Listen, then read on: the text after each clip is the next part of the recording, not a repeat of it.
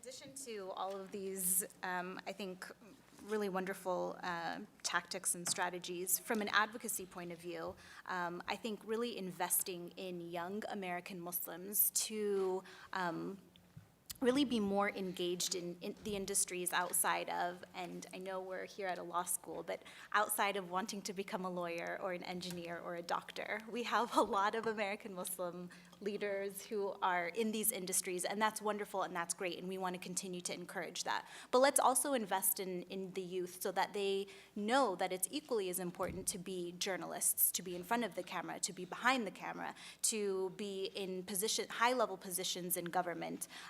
Because again, like Samer and the rest of the panelists have said, this is really about perceptions, and we want to shift the perceptions of how Americans are viewing their fellow Americans, American Muslims and those perceived to be Muslims. So really we want more opinion shapers and more policy makers.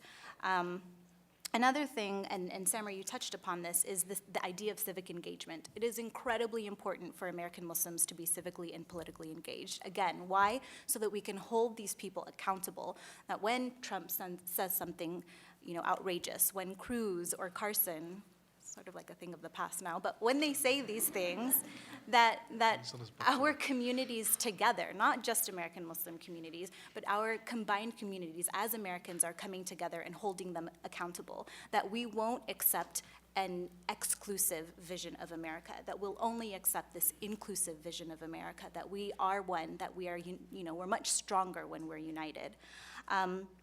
And then I cannot underscore the last 2 points, this idea of people-to-people diplomacy. In fact, Pew came out really recently with a survey that more Americans tend to have a favorable view of Islam and Muslims when they know one personally. And that goes to any community, to any minority, to any other person, that if you don't know someone from that community, then you're more likely to demonize them, or it's just easier to think of them as subhuman even. But when you know a person, then you're more likely to even stop and think about, well, no, I know a Muslim, or I know a Sikh, or I know someone from the LGBT community, and they're not like that. And the last thing, again, is just underscoring the idea of coalition building. And at MPAC, we can't do our work without building these incredibly strong coalitions with people from the Japanese American community, from even the LGBT community, African American community. We have to come together. We need to build these coalitions because really at the end of the day, it's a numbers game. So when you're talking about policy and you're reaching out to members of Congress, it's a numbers game. How many phone calls can you get in that office? How many letters can you get written to that office? So I think all of these things together really shifts the conversation and that narrative, again, changing the perception of how people view American Muslims. Mr. Hassan? Just quick